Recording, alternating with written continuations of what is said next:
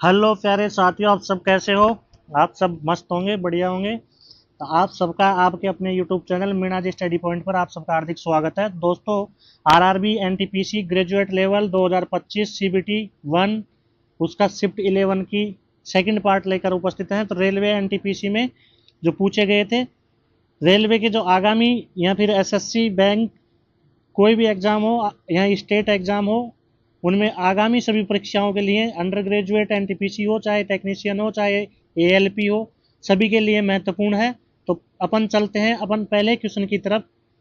आइए साथियों, पहला क्वेश्चन कहता है अपना कि 44 और बी का तृतीय अनुपाती सी है यदि बी पहली तीन समप्राकृत संख्याओं का योगफल है तो सी का मान ज्ञात कीजिए। क्वेश्चन कह रहा है कि 44 और बी का तृतीय अनुपाती क्या है, सी है। 44 और बी का तृतीय अनुपाती क्या है, सी है। तो इसका तृतीय अनुपाती का फॉर्मूला क्या होता है, बी स्क्वायर बाई ए। क्या होता है, बी स्क्वायर अपॉन ए। ठीक है, बी स्क्वायर अपॉन ए। अब बी के लिए क्या कह रहा है क्वेश्चन में कि बी पहली तीन प्राकृत सम संख्याओं का क्या है, योग है। तो बी क्या है, पहली तीन प्राकृत सम संख्याओं का योग। पहली दो, चार और छह का योग कितना आता है, 12। B square by A, B square by A यानी कि 12 × 12 अपॉन 44। 12 × 12 कितना होता है, 144/44 कितना आता है, 3.132 बार ही जाता है। तीन का भाग तीन बार देते हैं तो 44 का भाग 3 बार जाएगा, 132 आएगा। तो 3 से ऊपर आंसर आया। 3 से ऊपर कहाँ है, एक ही ऑप्शन में। तो option A is right answer. तृतीय अनुपात का सूत्र यही है, बी स्क्वायर अपॉन ए। ठीक है दोस्तों, अगले क्वेश्चन की तरफ चलते हैं। और अगला क्वेश्चन कहता है कि दो संख्याएं एक तीसरी संख्या से क्रमशः 30% और 18% अधिक है, उन दोनों संख्याओं का अनुपात ज्ञात कीजिए। तो एक संख्या, मन में सोच लो, 100 है तो एक संख्या 130, 30% ज्यादा तो दूसरी 130%, 130 होगी। और तीसरी कितनी, 18% ज्यादा तो 118 होगी। इन दोनों का क्या पूछा है, एलसीएम पूछा, अनुपात पूछा है। तो इसको किससे, 65 से, और इसको किससे, 59 से। तो option D is right answer. अगले क्वेश्चन की तरफ चलते हैं। अगला क्वेश्चन क्या कहता है प्यारे साथियों, पी आयत ए बी सी डी के भीतर कोई बिंदु है यदि पी ए बराबर 69 सेंटीमीटर, पी बी बराबर 27 सेंटीमीटर और पी सी बराबर 38 सेंटीमीटर है तो पी डी की लंबाई ज्ञात कीजिए। तो देखिए क्या है, एक आयत है, ठीक है ना। एक आयत बनाते हैं पहले तो अपन। क्या है, एक ये हो गया, क्या आयत हो गया, ठीक है। ये क्या है, एक आयत। अब इस आयत के अंदर एक बिंदु क्या है, ये कोई बिंदु है, ये क्या है, पी है, ठीक है। ये बिंदु कौन सा है, पी है। अब इसमें कह रहा है कि ए बी सी और डी, पी से ए तक की दूरी दी गई है। कितनी दी गई है, 69 सेंटीमीटर। पी से सी की दूरी भी दी गई है, पी से बी की भी दी गई है, और पी से डी की अपन से पूछ रहा है। तो ये एक्स है, ये कितनी है, ये 69 है। ये कितनी दे रखी है, 27 दे रखी है। और ये कितनी दे रखी है, 38। तो आपको इसमें एक थ्योरम है। क्या है इसमें, थ्योरम है, क्या है कि P A square plus P C square बराबर P B square plus P D square. ठीक है, ये क्या है, थ्योरम है।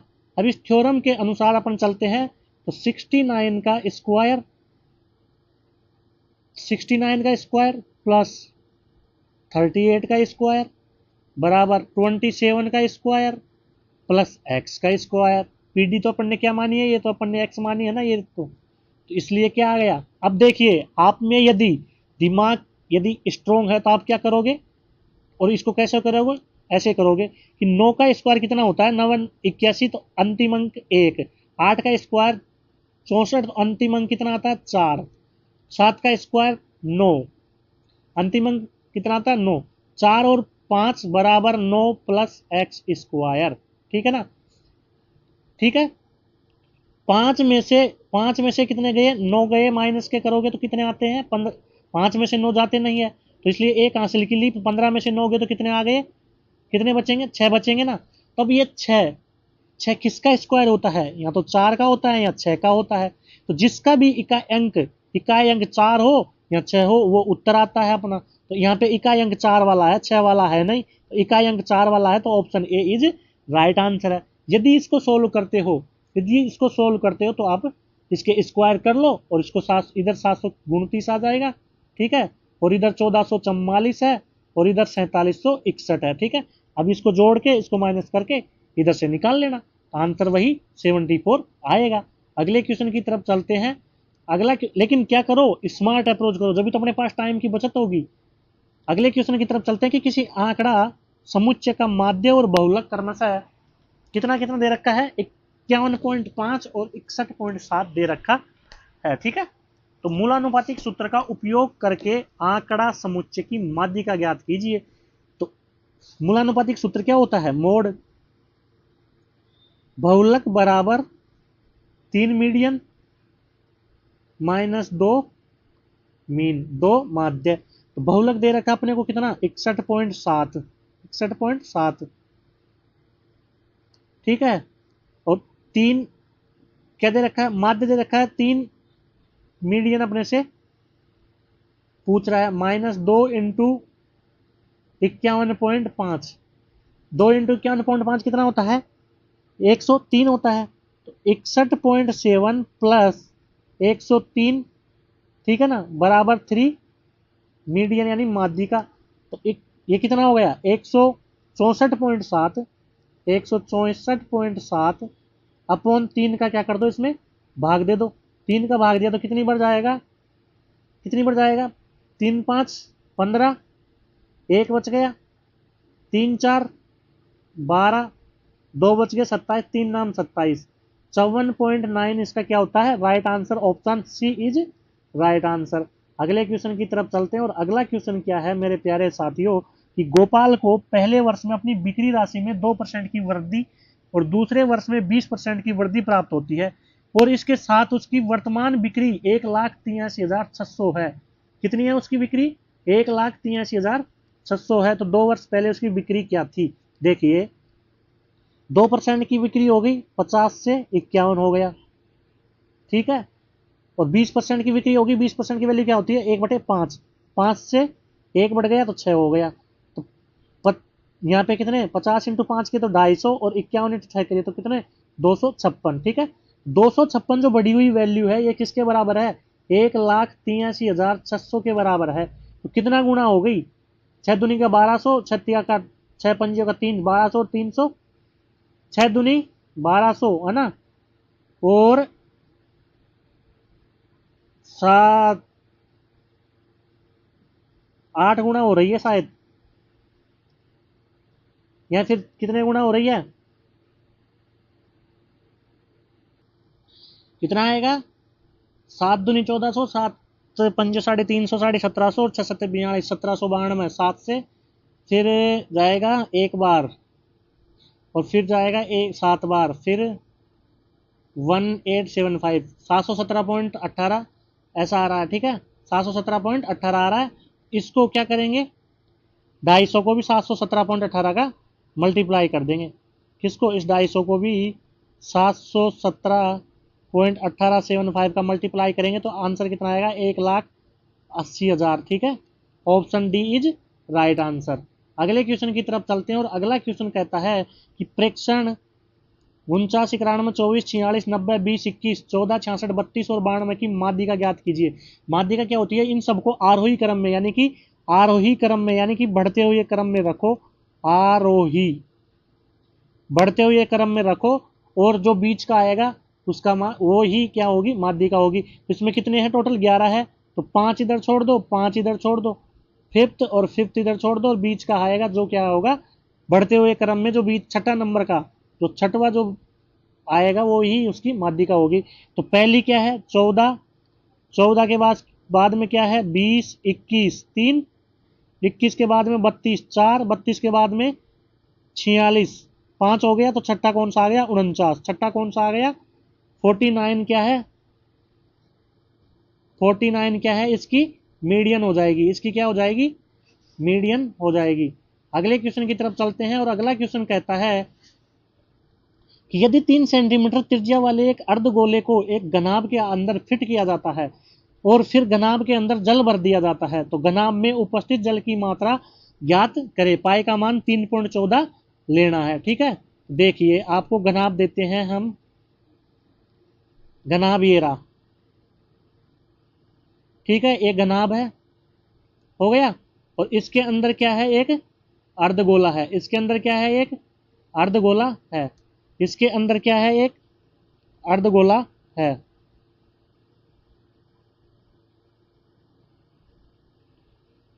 ये इसके अंदर क्या हो गया, अर्धगोला हो गया, ठीक है ना, ये इसके अंदर क्या हो गया, अर्धगोला हो गया, हो गया अर्धगोला। अब इसमें ये कह रहा है, इसमें क्या कह रहा है कि इस घनाभ की लंबा, इसकी त्रिज्या तो कितनी हो गई, इसकी घनाभ की त्रिज्या याद दी है ना, ये त्रिज्या कितनी है 3, तो पूरी कितनी हो जाएगी 6, पूरी कितनी हो जाएगी 6, तो घनाभ का लंबाई भी 6, ठीक है, L B H, L B H हो जाएगा, ठीक है ना। तो देखिए घनाभ का आयतन कितना होता है, घनाभ का आयतन तो क्या होगा, घनाभ का आयतन होगा L into B into H, ठीक है, एल 6 है, इसकी चौड़ाई भी 6 है और ऊंचाई इसकी 3 हो जाएगी। तो घनाभ का आयतन कितना आ गया, 108, घनाभ का आयतन 108। अब यहाँ पे अर्धगोले का आयतन पूछेगा, यहाँ पे अर्धगोले का आयतन, अर्धगोले का आयतन क्या होता है, वॉल्यूम ऑफ हेमिस्फेयर, 2/3 क्या, 2/3 पाई आर क्यूब। अर्धगोले का आयतन निकालो और फिर घनाभ के आयतन में से अर्धगोले के आयतन को घटा दो, तो उतना ही क्या किया, इसमें पानी भरा हुआ है, ठीक है ना। देखिए 2/3, पाई की वैल्यू कितनी है 3.14 और 3 का क्यूब, क्यूब, ठीक है ना। तो इस तीन से क्या हो जाएगा, एक 3 यहाँ पे क्या हो जाएगा, कैंसिल हो जाएगा, तो यहाँ कितना बच जाएगा, 2 ही बचेगा, यानी कि 9 बच जाएगा। तो 9 दूनी 18 इंटू 3.14, तो कितने बच जाएंगे, 18 चौक 72, आंसर की 7, 18 7 25 का 5, आंसर की 2, 18 3 54 और 2 56, कितना बच गया, 56.52 हो गया, ठीक है ना। अब क्या करना है, अब क्या करना है, जल कितना भरा, वही तो पूछा है ना, जल हटाने के बाद में घनाभ का आयतन पूछा है, तो कितना है, टोटल में से अर्धगोला इतना है, जल का पूछा है, तो देखिए क्या होगा, टोटल कितना है घनाभ का आयतन 108, 108 में से उसमें अर्धगोले का आयतन कितना आ गया 56.52, बच कितना गया 51.48 सेंटीमीटर क्यूब। तो ये क्या किसका आ गया, ये आयतन, ये जल का आयतन आ गया, ये किसका आयतन आ गया, तो दोस्तों जल का आयतन ये आ गया 51.48, option D is right answer. अगले क्वेश्चन की तरफ चलते हैं और अगला क्वेश्चन क्या कहता है, अगला क्वेश्चन कहता है प्यारे साथियों कि बिंदु P से केंद्र O वाले वृत्त पर एक स्पर्श रेखा खींची जाती है, वृत्त की त्रिज्या 7 सेंटीमीटर है और बिंदु P से केंद्र O की दूरी 25 सेंटीमीटर है, बिंदु P से स्पर्श बिंदु तक स्पर्श रेखा की लंबाई ज्ञात कीजिए। तो क्या है, वृत्त है, क्या है, एक वृत्त है, ठीक है, ये वृत्त हो गया। अब इसका क्या है, इसके किसी भी बिंदु बाह्य बिंदु P से एक क्या खींची जा रही है, स्पर्श रेखा खींची जा रही है, स्पर्श रेखा ये यहाँ से क्या रहा है, स्पर्श रेखा खींच दी, ठीक है, और बिंदु एक O केंद्र वाला है और O से P तक दूरी दे रखी है अपने को, ठीक है ना। ये अपनी क्या है, त्रिज्या ही तो है ना, ये भी तो अपनी क्या है, त्रिज्या है, तो ये कितनी है 7 सेंटीमीटर, ये कितनी है 7 सेंटीमीटर, टोटल दूरी कितनी दे रखी है, टोटल दूरी कितनी दे रखी है, यहाँ से P से O तक की दूरी कितनी दे रखी है 25 दे रखी है, P से जो ये P है यहाँ से O तक की दूरी कितनी दे रखी है 25, 25 में से 7 क्या है त्रिज्या है, तो 18 क्या होगी, P भी की हो गई। अपने से पूछा क्या है, P Q की लेंथ पूछी है, पूछी क्या अपने से, P Q की लेंथ पूछी, स्पर्श रेखा की लेंथ पूछी है, तो कितनी हो जाएगी 7 24 25, ये क्या है एक ट्रिपलेट है, तो ये कितनी हो जाएगी इसकी 24 सेंटीमीटर इसकी लंबाई हो जाएगी, option C is right answer. अगले क्वेश्चन की तरफ चलते हैं और अगला क्वेश्चन कहता है कि अनिल ने क्रमशः पहला पेन 100 में, दूसरा पेन 160 में, पहला पेन 100 रुपए का, ठीक है, और दूसरा पेन 160 रुपए का वह पहले पेन को 15% के लाभ पर बेचता है, लेकिन खरीदार कीमत के लिए उसे मोल भाव करता है और 29% की छूट ले लेता है। तो उसने तो भैया 71% में ही इसको क्या किया, बेचा है। 71% में ही इसको क्या किया, बेचा है। कितने का 71%? 15% अधिक भी तो अंकित किया था इसने, 15% अधिक भी तो अंकित किया था ना भाई, 15% अधिक भी तो अंकित किया था। तो कितना हो गया, 100 रुपए की वस्तु थी, ठीक है, उसको इसने 115 में बेचना चाहा, लेकिन इस 115 का 71% में ही बेच सका, 115 का 71% में ही बेच सका। फिर आगे कह रहा है कि दूसरे पर उसने 58% के लाभ पर बेचना पड़ा, 160 का तो 158% पे, 58% का लाभ यानी कि 158% पे बेचा। तो इस लेन देन में से कुल कितना लाभ हुआ, तो देखिए निकालिए। इसको काट दीजिए 23 से, इसको काट दीजिए 20 से 5 बार, ठीक है, काट दिया। इधर आ जाइए, 0 से 0 कैंसिल, 158 इंटू 16 करते हैं तो कितना आता है, 16 अंटे 100, कितना आता है 128, 16 7 112, 16 अंटे 128 का 8, आंचल की 12, 16 पान 80 और 12, 92 का 2, आंचल की 9, 16 और 9 25, 2528 यानी कि 252.80, नीचे 10 का भाग दिया इसलिए। अब 23 इंटू 71 करो, 23 इंटू 71 करो तो कितना आता है, 23 एकम 23 का 3, आंचल की 2, 23 सत्ते 161 और 2 163, बटे में कितना आ रहा है 20, बटे में कितना आ रहा है 20, ठीक है। तो 163 का पहले तो आधा करो, इसका क्या करो, आधा करो, 815.65, तो 81.65, इसको कितने में बेचा है, 81.65 में बेचा है।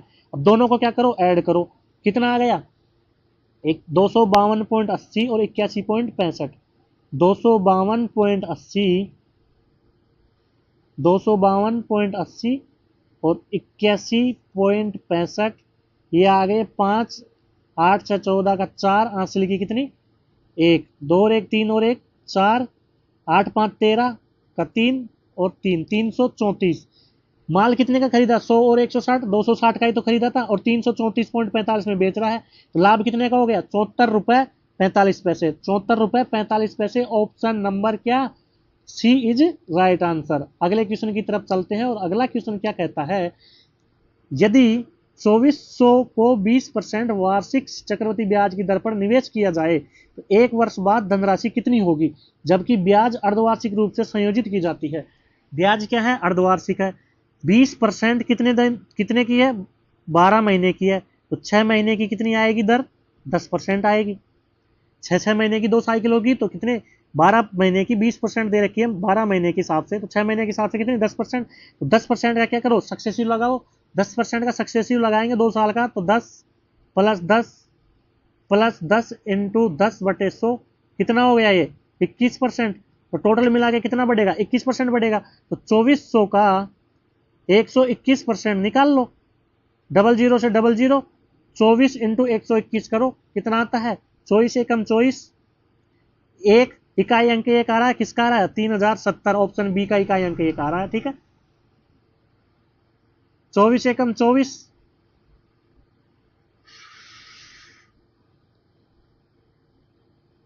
इकाई अंक कितना आता है 4, ऑप्शन ए। अगले क्वेश्चन की तरफ चलते हैं। अगला क्वेश्चन है कि 3 संख्याओं का औसत 23 है, यदि उनमें से 2 संख्याएं 11 और 26 है तो तीसरी संख्या क्या होगी। 23 इंटू 3 किया, कितना आ गया 69, 2 संख्याओं का ये कितना आ रहा है 11 और 26, कितना आता है 37, तीनों में से 2 को घटाओ तो कितनी आ जाएगी 32 आ जाएगी, ऑप्शन डी। अगले क्वेश्चन की तरफ चलते हैं कि एक खुदरा विक्रेता वस्तु पर खरीदारों के लिए निम्नलिखित छूट स्कीमें प्रदान करता है। तो 27 पर क्या पूछ रहा है, स्कीम विक्रय मूल्य, किस स्कीम का विक्रय मूल्य अधिकतम होगा, यानी कि जिसकी छूट कम होगी उसका विक्रय मूल्य अधिकतम होगा। तो 27% की जो 2 छूटें कितनी आ जाएगी 57 और 7 61 पॉइंट कुछ आ जाएगी, 61 पॉइंट से ज्यादा आएगी। 36 और 45 कितनी आ जाएगी 81 पॉइंट से भी ऊपर आएगी तो, ठीक है। 19 और 32 कितनी आ जाएगी 51 पॉइंट कुछ, कितनी आ जाएगी 51 से भी ऊपर आएगी, ठीक है ना। 81 तो सीधी सीधी हो रही है, 81 से बहुत ज्यादा 51 से भी बहुत ज़्यादा। 34 और 7 कितना होता है 41, और 7 या 21 और 7 चौका 28, 228 यानी कि 2.28, 43 के लग अराउंड बनेगा इसका। तो सबसे कम छूट किसकी है, ऑप्शन ये कथन नंबर 4 की छूट सबसे कम छूट है, तो इसका ही विक्रय मूल्य क्या होगा, ज्यादा होगा। तो 4 नंबर किस में दिया गया, ऑप्शन सी में दिया गया है। Option C is right answer. अगले क्वेश्चन की तरफ चलते हैं और अगला क्वेश्चन कहता है कि दो पाइप एक टंकी को अलग अलग क्रमशः 98 मिनट 28 मिनट में भर सकते हैं। टंकी को खाली करने के लिए टंकी के तल पर एक पाइप लगा है। यदि तीनों पाइप एक साथ खोल दिए जाए तो खाली टंकी को 21 मिनट में भर जाती है। यदि कोई अन्य पाइप खुला है न हो तो टंकी के तल पर लगा पाइप पूरी तरह से भरी हुई टंकी को खाली करने में कितना समय लेगा। तो देखिए, एक 98 मिनट में भर रहा है, दूसरा 28 मिनट में भर रहा है, और तीनों मिल जाए तो 21 मिनट में ही भर देंगे। ठीक है ना। ये एक सिंगल, ये सिंगल, और ये क्या है, इसमें तीनों, इसमें क्या है आल, इसमें क्या है आल है। ठीक है। अब इनका एलसीएम लो, 14 इंटू 7, 14 7 98, 7 चौक 28 और 7 तिया 21, ये आ गया इनका एलसीएम। ठीक है। 98 का भाग इसमें देते हैं तो कितना बार जाता है, 4 ती 12 बार। 28 का भाग किसमें, इसमें दोगे तो कितनी बार जाएगा, 42, कितनी बार जाएगा 42। ठीक है। और 21 का भाग इसमें दोगे तो 14 चौक 56। ठीक है, आ गया। अब इसका क्या करते हैं, करिए। 12 और 42 दोनों मिलकर कितनी देर में भरोगे, 12 की एफिशिएंसी से ए भर रहा है, 42 की एफिशिएंसी से बी भर रहा है, दोनों की एफिशिएंसी कितनी हो जाएगी 54। और ये कितने की से खाली कर रहा भर रहे हैं, तीनों मिलकर क्या कर रहे हैं 56 की से भर रहे हैं, तीनों मिलकर कितने से 56 से भर रहे हैं। ठीक है ना। तो 2 से क्या हो रहा है, सी की जो आया है वो ए और बी का कितना हो गया 54, सी का कितना हो गया 2 आ गया ना, तीनों का 56 है, 2 का 54 है, तो सी का कितना आ गया 2 आ गया। तो टोटल में से क्या 2 का भाग दे दो, टोटल में कितने का 2 का भाग दे दो, तो कितना आ जाएगा 98 इंटू 12/2, कितना आ जाएगा 98 इंटू 12/2। तो ये कितनी बार 6 से 98 इंटू 6 करेंगे तो कितना आएगा 6 48 का 8, आंसर लगी 4, 6 नाम 54 और 4 58, 558 मिनट में ये क्या हो जाएगी, टंकी खाली हो जाएगी। कितने में 588 मिनट में टंकी पूरी क्या हो जाएगी, खाली हो जाएगी। Option B is right answer. अगले क्वेश्चन की तरफ चलते हैं और अगला क्वेश्चन कहता है कि एक वस्तु को 112 में बेचने पर एक व्यक्ति को 20% की हानि होती है, तो 50% लाभ कमाने के लिए वस्तु को किस कीमत पर बेचेगा। तो 112 में बेचेगा तो ये 80% के बराबर ही है, और 50% का लाभ कमाने के लिए 150% की वैल्यू निकालनी है। 0 से 0 कैंसिल, 8 से इसको काटा कितनी बार 14 बार, 14 इंटू 15 करेंगे तो कितना आएगा 15 चौकू 60, हासिल की 6, 15 और 6 21, 210। इसका राइट आंसर ऑप्शन सी है। अगले क्वेश्चन की तरफ चलते हैं और अगला क्वेश्चन कहता है कि एक व्यक्ति अपनी मासिक आय का 33% खर्च कर देता है, वो प्रति माह 6,298 रुपये बचाता है, 6,298 रुपये बचाता है, 33% खर्च कर देता, तो ये किसके बराबर है 67% के बराबर है। और पूछा क्या है, खर्चा पूछा है, तो खर्चा कितना करता है 33%, 33 की वैल्यू ही पूछी है। इसको इससे कैंसिल करोगे तो कितनी बार जाता है, कितनी बार जाता है 6 नाम 54, 9 4 94 बार जा रहा है।